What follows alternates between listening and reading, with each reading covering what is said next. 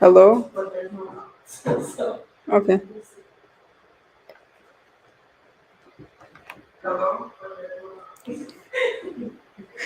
Okay.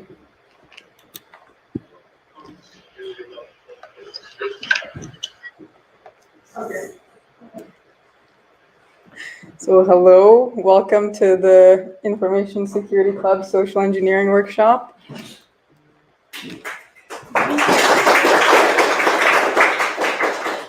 Thank you. So we have an attendance form for you guys to sign. If there's a QR code, I'll move out of the way. And if you don't fill this out, you won't get a vote in our AGM.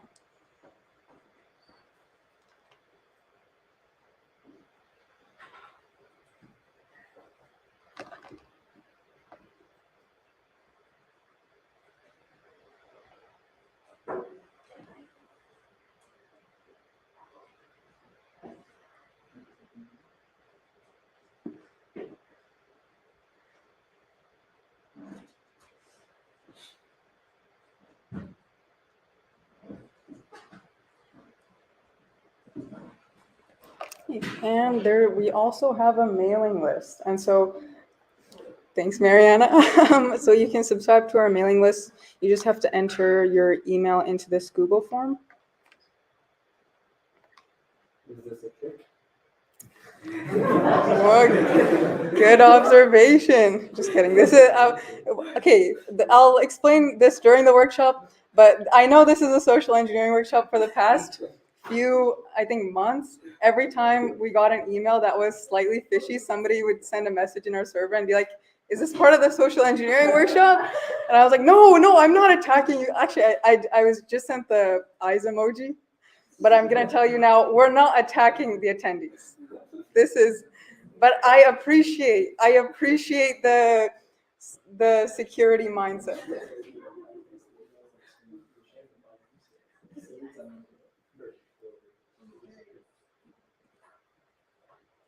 Okay, so for some of you, this might be your first time hearing this term. So the definition I chose to go with is Chris Hadnagy's definition, which is social engineering is any act that influences a person to take an action that may or may not be in his or her best interests.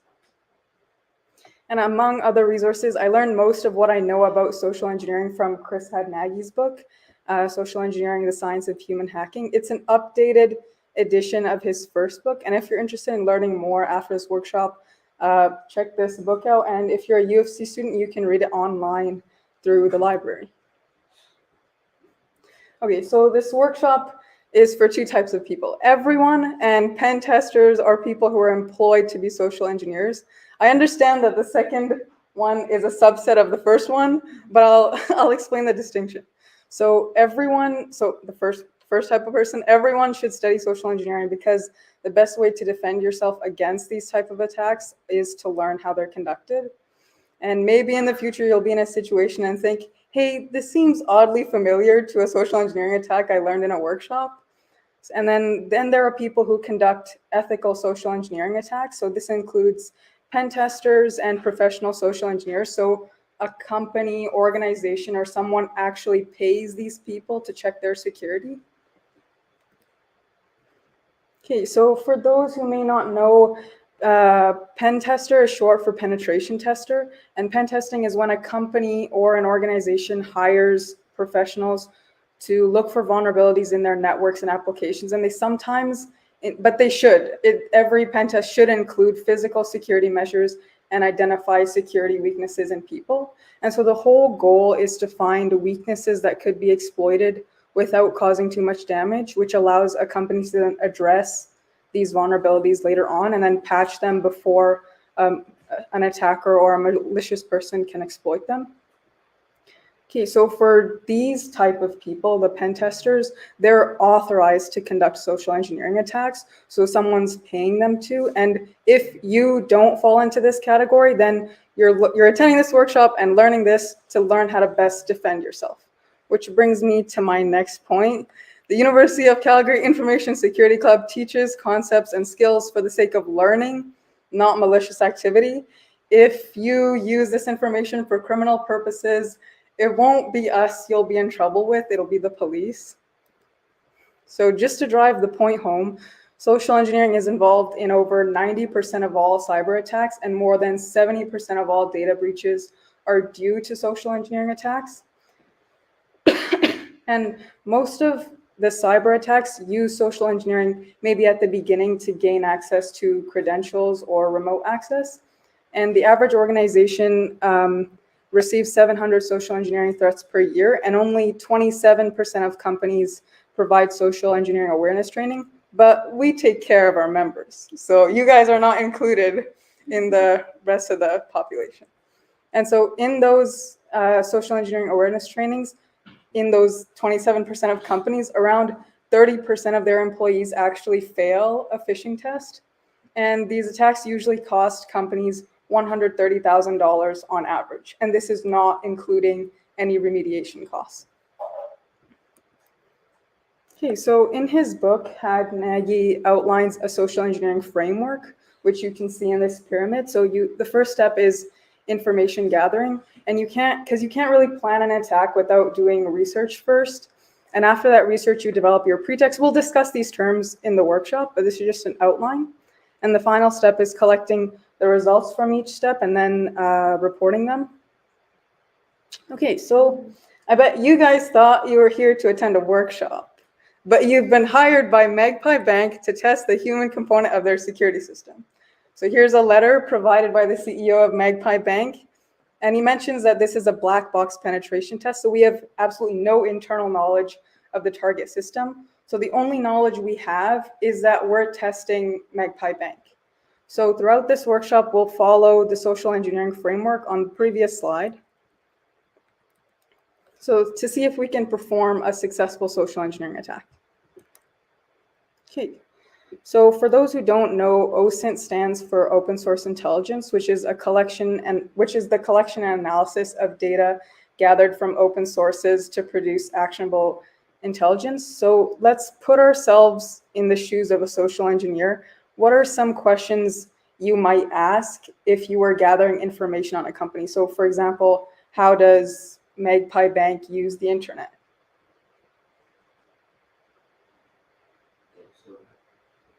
Sorry? Nice. Who is in charge of the most privileged? Okay. Nice. Find the routing. Find the what? Find their CA certificates, get you up in that. Good. Are we answering questions or places we're looking for? Honestly, it can be places you're looking for too. Like, if you want. Go to the place then.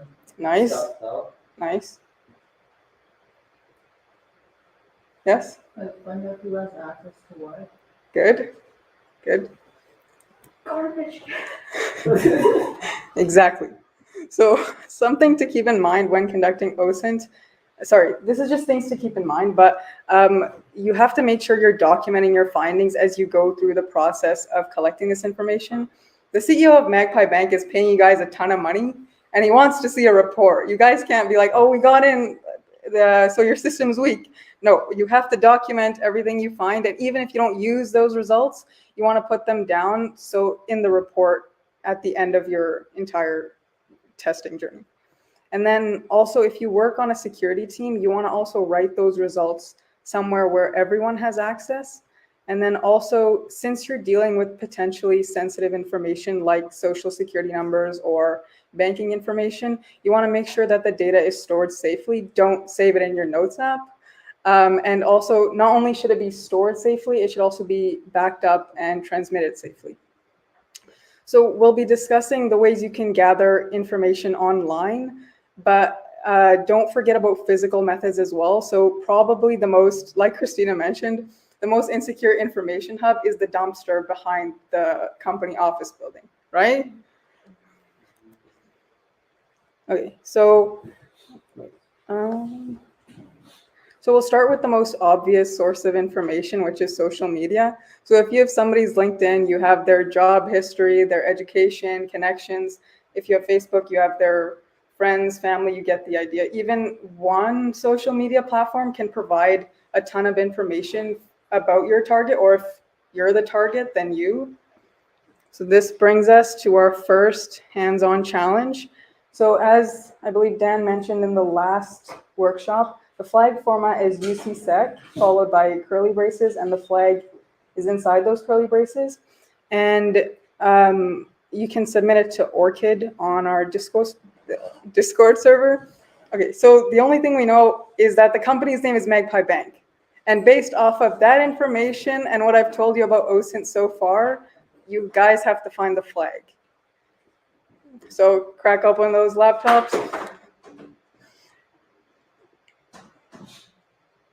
Yeah, if people are having difficulties, I'll give hints after a while.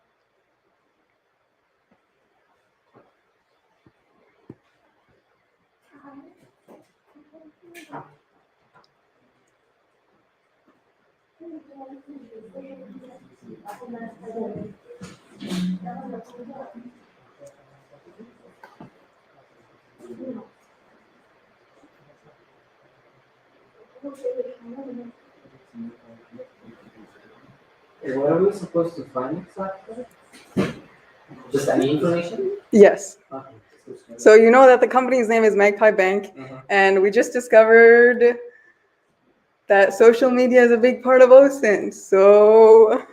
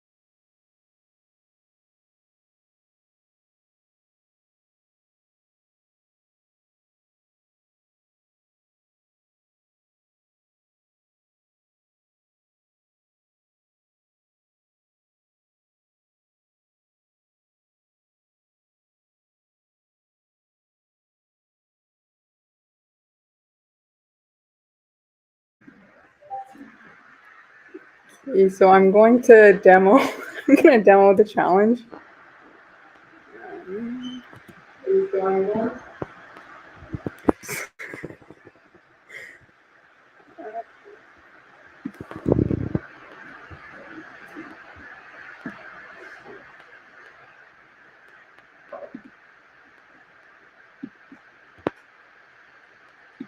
Okay, so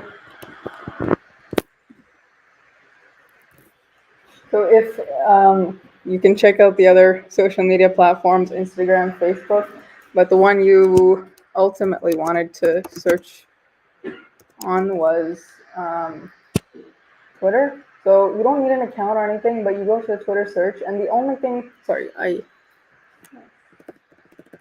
the only thing we know so far is that we're looking for Magpie Bank.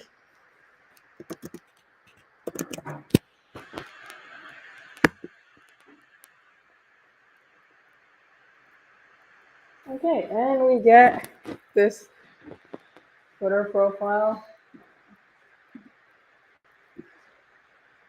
And it's someone who says that they have a Twitter post and it's their first, or a tweet, and it's their first day as a banking advisor at Magpie Bank. So this is what their profile looks like. They're a banking advisor at Magpie Bank. They're a blue belt in Brazilian Jiu-Jitsu. They have a dog. And here's a post. And if we put this through a Morse code translator, we'd get our flag. And the flag does have to be capitalized. So, yeah, when you enter it, make sure it's capitalized.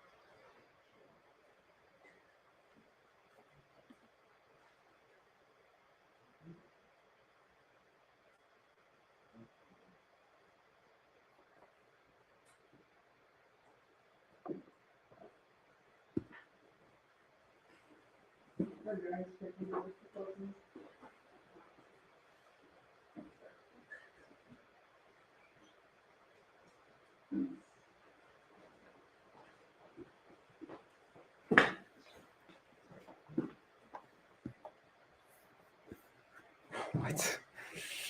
Oh, it was on. Oh. It was over here. That's all. But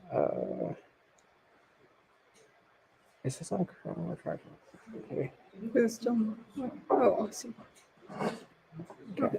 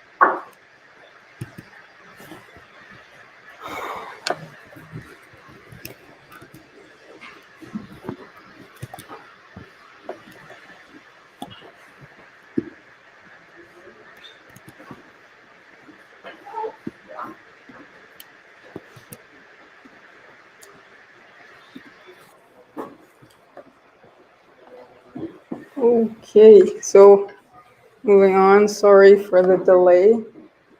So one OSINT tool is reverse image search. So Google's search by image is a feature that uses reverse image search and it allows users to search for related images. And so I'll just, if if it'll work, I'll demo how to use it.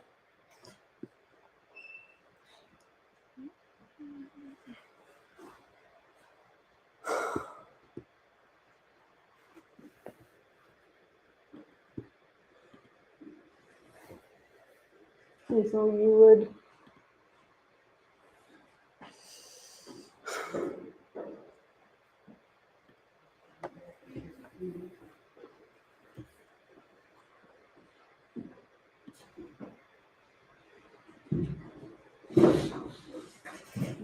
drag, I can't right now, but you would drag an image into this search bar and then it'd give you related images or data about that image.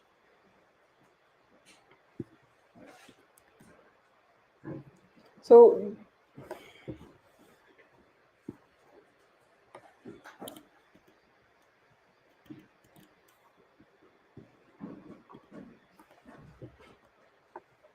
our second challenge is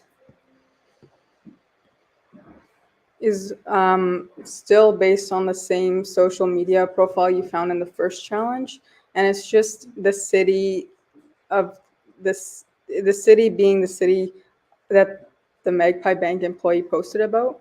So it's just UC Sec, curly braces, and then the name of the city.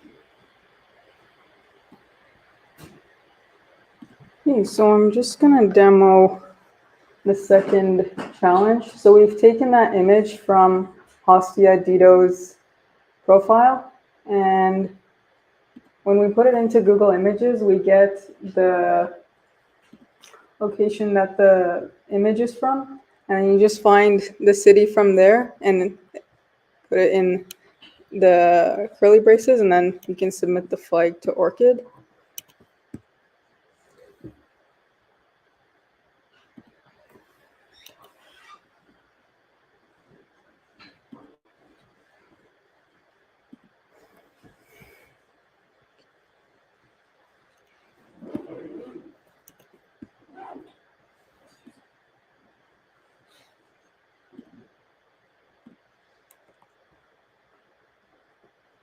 Okay, so moving on, another OSINT tool that we can use is Whois.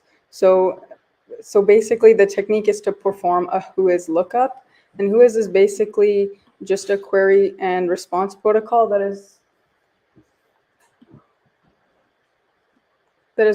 used for querying databases that store registered users or assignees of internet resources, things like domain names, and a bunch of other information. So if you're using Linux or Mac, you can open the Whois lookup from the terminal. And if you're using Windows, then like we said in the first workshop, you're going to need Kali for a number of the workshops that we're going to do this semester and next semester. So it's a good idea to download it.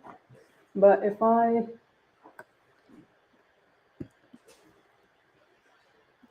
have my terminal here,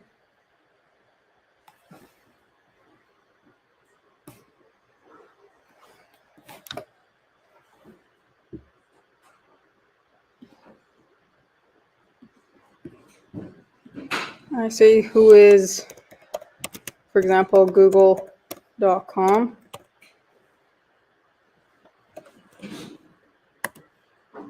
And it gives me a bunch of information that I can use for OSINT. And so I'm just going to give you guys a couple minutes to try your favorite website or a website that you're interested in. Some of the websites you'll see will have some of this information redacted.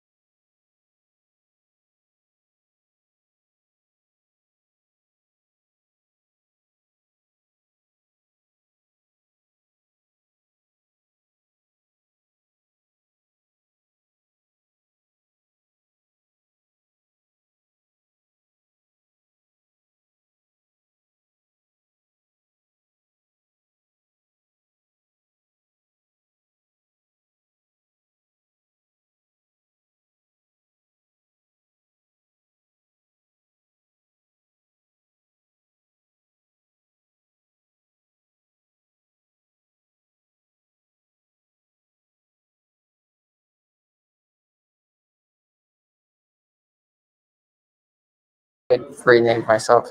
Okay.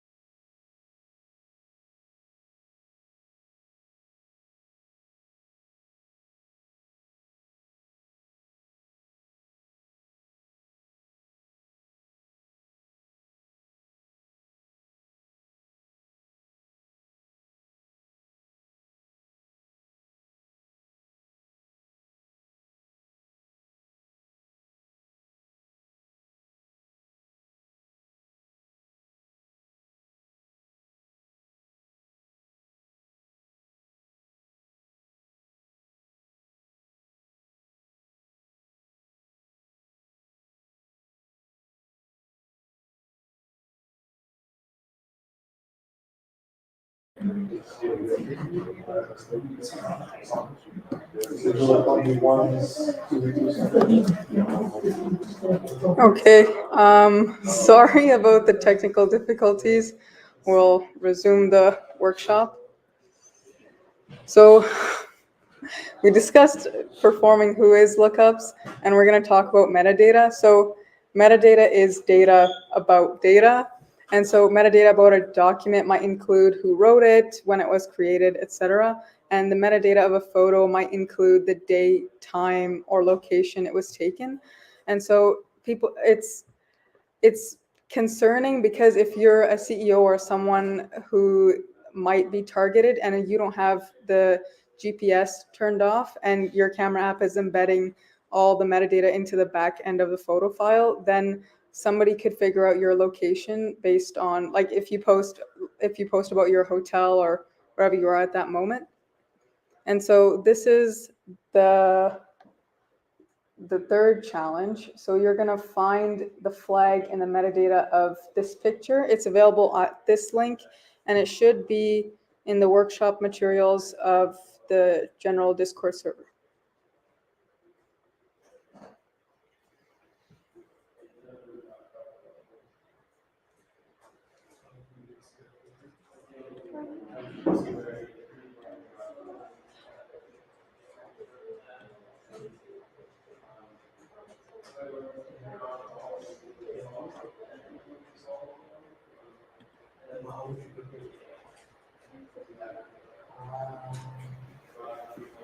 That's why you need to get your access to work out. So you can't get it to. I thought it was gonna be more video. If I click it out, we don't get it, plus we don't get it, plus we don't go home.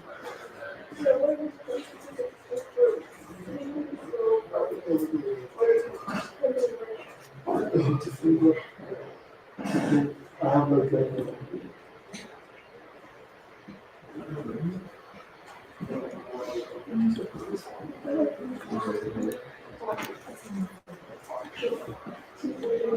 Okay, so because we're running a little late, I'm just gonna demo it.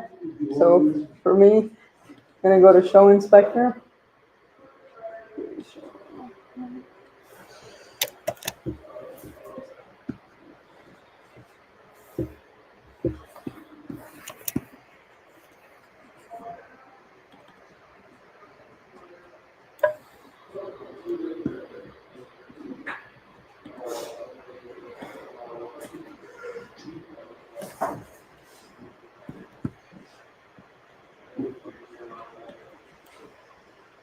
And if I search here, I see our flag and the location.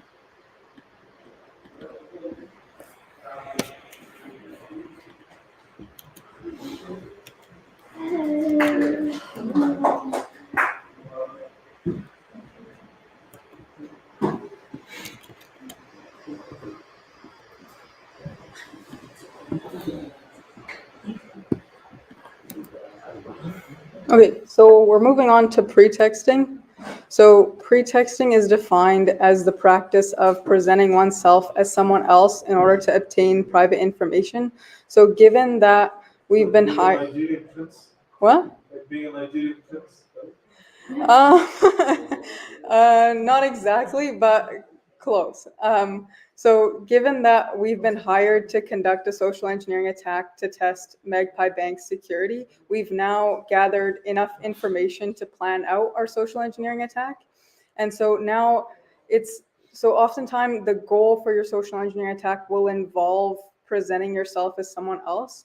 So there's a few principles to keep in mind when you're posing as someone else. So you want to think through your goals. So if your goal is to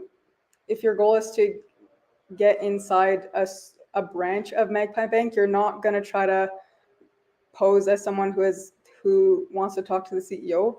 And then the second principle is to base your pretext in reality. So if you don't have a daughter, it might be hard for you to convey the emotions that accurately represent a mother-daughter relationship. So if you're not a basketball player, don't pose as a basketball player. Try to find pieces of your identity that are familiar to you so you have knowledge on those things. And then principle 3 is knowing how far to go. So you don't have to flesh out every single detail of your pretext. You don't have to create a completely different identity. You just need to have details that might be questioned or are relevant to your pretext. And then obviously avoid short-term memory loss. If you say you're from Boston and lose your accent halfway through your pretext, that's not super convincing. And then also do your research. So like failing to prepare is preparing to fail. So make sure you've researched your pretext.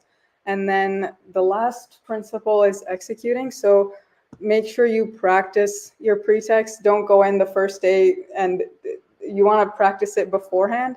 And then also part of executing the pretext is make sure you have contacts that are readily available during your test. So if you get caught out by the security guard, you want to have a number that you can be like, hey, call this guy and he's gonna, or have a letter with you. For example, that letter from the CEO of Magpie Bank, so that you don't go to jail. Okay, so we're gonna do some pretexting practice. So based on all the information we gathered during our OSINT, we're gonna ask ourselves what are our goals for this social engineering attack and what would be an appropriate pretext based on those goals.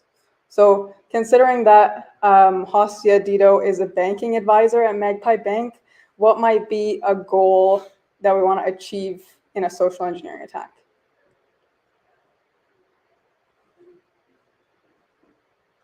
Accessing her accounts. Accessing her accounts, okay, let's go with that. So if that's our goal, is that we want access to Hostia Dito's credentials, what would be an appropriate pretext?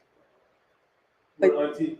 okay, nice. Nice. So if you said, hi, I'm the cleaning staff, she'd be like, why do you need access to my credentials to do your job? So that's an appropriate pretext based on our goals. Thank you. Okay, so basically, the definition of social engineering is any act that influences a person to take action that may or may not be in his or her best interest. So to be successful in this, you need to have some skill in persuasion. So this is a really great book on influencing people. It's called Influence, the Psychology of Persuasion by Dr. Bob Cialdini. And in it, he examines the ways people can be influenced. And also there's this book that I really like. I'm sure everyone's heard of it, but it's How to Win Friends and Influence People. It really changed my life, and it teaches you also, as the title says, how to win friends and influence people. And so it's in social engineering, you're more effective if people like you, right? So it's not like we're learning these things. We should be learning these things anyway to become better people, but we're not learning these things to manipulate people or anything like that. It's that you're more effective when people like you. So yes, yes. At this point, we just need to start our own book club. Like I've already recommended 3 books. So in his book, there's 6 principles of persuasion, and the first principle is reciprocity. So basically, you're obliged to give back to someone whom you've received a behavior, gift, or service first. And the key to using this principle is that you want to give first and then inject your request. And it's way more effective if the gift or the service is personalized and unexpected. And so the second principle is scarcity. So this principle should be familiar. So we want things that there are less of. So if you're trying to get somebody to agree to your proposal, it's not enough to tell them what they're set to gain. You also have to say why your proposal is unique and what happens if you miss out, if you don't agree to it. And then for us as targets, we have to remain vigilant and consider the true value of, for example, buying something or agreeing to something, not just agreeing to it because it's scarce. And the third principle is the principle of authority. So we're more likely to listen and follow actions recommended by people we consider experts. And there's consistency. So people are more likely to do things that they have previously done or agree to things that they already believe. Okay, and then the fifth principle is that people are more likely to be persuaded by people they like. So learning, I guess, how to win friends and influence people. So like genuinely appreciating the people around you, and people are more likely to cooperate with you if you have mutual goals. And then also finding similar interests. So if we go back to Hostia Dito, she does Brazilian Jiu-Jitsu. From the header on her Twitter profile, she likes dogs. So if we start by showing her that we have similar interests, she is more likely to agree to things we ask of her. And then the last principle is social proof. So as humans, we can't think through everything every second of the day. So we have a lot of shortcuts, and people will generally look to actions and behaviors of others to determine their own, especially when they're uncertain. Okay, so there are 4 main social engineering attack vectors. The first one is phishing.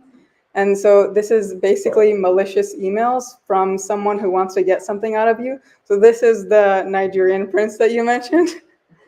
And then the second one is vishing, which is kind of voice phishing. So it's either like voicemail or if somebody calls you. And there's SM phishing, which people don't use as often because it's definitely not as effective. People are way less likely to click on a shady link if it's sent you through text, other than I think it was the 2017 Wells Fargo incident. And then the fourth one is impersonation, which is the act of impersonating someone, but this is also super risky. And yeah, it's not generally used because it is super risky, and then you also have to do so much research into that person, making sure they don't show up at the building at the same time as you, and it's just not usually worth it.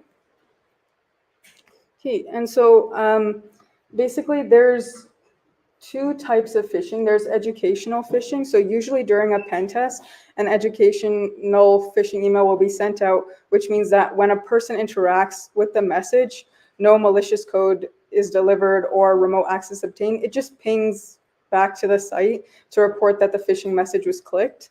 And then the stats are used to help, in this case, Magpie Bank, see how susceptible people are to the attack vector of phishing. And then, so basically, educational phishing only has the goal of seeing how susceptible people are to that specific attack vector. But then there's pen test phishing, which has the goal of using phishing to, for example, obtain remote access or credentials. So many cyber attacks actually use social engineering at the beginning to obtain credentials or remote access and then attack the network or infrastructure. So that's another reason that it's important to learn about social engineering, because it's not just we're going to do a social engineering attack, it's we're going to use social engineering to then do a cyber attack, or in this case, test Magpie Bank's security system. Yeah, so basically I'm just gonna ask you guys, in the frame that we're pen testers and professional social engineers, if you were to come up with an attack using one of the 4 attack vectors, what would be something that might be effective based on the information that we've already gathered?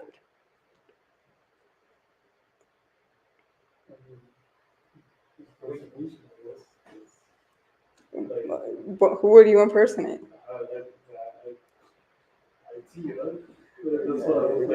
No, based on, like, if you had to send her, for example, if you called her, how would you kind of establish rapport, or what would you ask? Since she likes, is it martial arts? Yeah. You can be like, oh, my friend told me that you like martial arts, and I'm doing this event thing, and here's the link to sign up. Nice. Yeah, that's actually, whoa, whoa. Yeah, exactly. So I think we can see that saying that, oh, hey, I'm a Nigerian prince is not super effective, because it's not personalized to that person. Because we did so much information gathering, we know that, for example, she likes martial arts, so she's more likely to click on, hey, there's a new dojo that opened up in the Northwest. Click this link for free, like first 10 classes free. Yeah. Any other potential ways to test their security? Something related to her dog. So what would it be? Would it be like a call or an email, or? This is really not like, I don't know, because Scare tactic? What? A scare tactic? So this is the thing, is that, this is the thing. So let me clarify something. So at the end of the day, we're humans, right? And so even in our pen testing, we don't want to scare anyone or use fear or actually ruin their life. So it's just mostly, even if you're testing their security, it has to be somewhat harmless, and the person has to, because we're trying to be good humans, we want to leave people feeling better to have met us. So I'm personally like a doctor. Make it in the context of like what we're talking about. I was thinking of It needs to be done in a moral fashion. So if you're Yeah. trying to scam somebody, which you shouldn't. we're pen testers for Magpie Bank. Exactly. So yeah. So like in that situation, like we wouldn't use that type of scare tactic, because part of the process is doing it in a moral way. Yeah. Not in the same way that, say, somebody who's like maliciously trying to get something from you would do. You don't want to ruin So, the. like, hey, I run over your dog and you have to come over, like. Yeah, you don't want to ruin the mental health of all their employees. But yes. You might have covered this earlier. I was just outside debating by the door, trying to lost you. Thank you for that. So, a lot of the time when I get phishing emails, I'll click on the link and just see how, I guess, convincing their website is out of curiosity. Is there any harm in just going to the link? Yeah. itself? So sometimes malicious code can be sent from the link. So you should not be clicking any links unless you're sure where they come from. What can the link do on its own? Like install malware. Yeah. A link, a website. Yes, zero cookies. They just need an okay from you, right? So it does make really like malicious, and it's like just an okay from your laptop to do whatever. At least they can get it. Yeah. There's a lot of Yeah. people who do You usually just ask me for bank info or something like that, like I don't do that, so.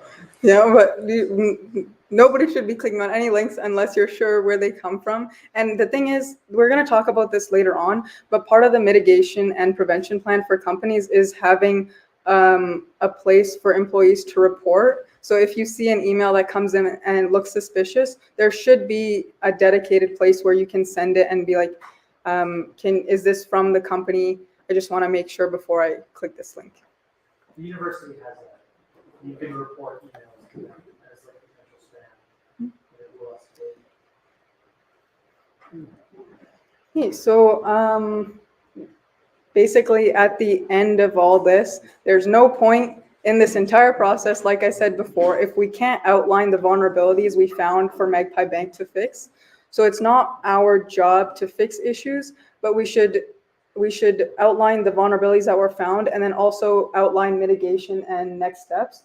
So this is an example of an okay, well, a bad part of a report, and then the second part is a better part where they have the issues and it's very specific. So for example, when presented with a fake employee name, only 12% of your population tried to verify the name, and there were even a few who continued to give information after not finding the name. So, and then it gives a kind of a next step at the end. So social engineer, which is had Nagy's company, would like to schedule a call to discuss how these can be implemented into an educational program as we continue testing. Okay, and then in Had Nagy's book, he mentions 4 steps to creating a mitigation prevention plan. So the first step is to learn to identify social engineering attacks, which is basically what we've been doing in this workshop. And so you're more, after attending this workshop, I hope you're more likely to recognize a phishing, SMS phishing, or impersonation attack, and are probably more wary about information there is about you or the company out there. And having this kind of training also makes employees realize the importance of the information they have, and they're less likely to give it out.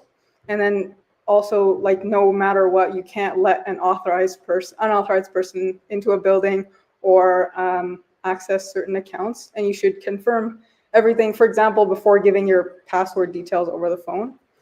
And then the second step is to develop actionable and realistic policies. So make the policies extremely simple and clear so that when an employee is faced with the situation and they have to make a decision at that moment, they don't have to think about like all the different factors that are going into making that decision. They just have to think, okay, this is the policy. Does this request that this person is making follow this policy or not? And for example, it could be like,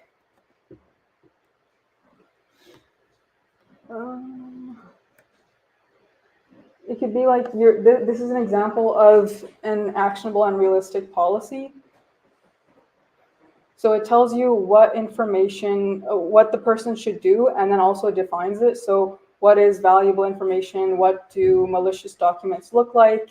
And what to do if you see one. So it gives an email to forward it to and reminds you not to click on links.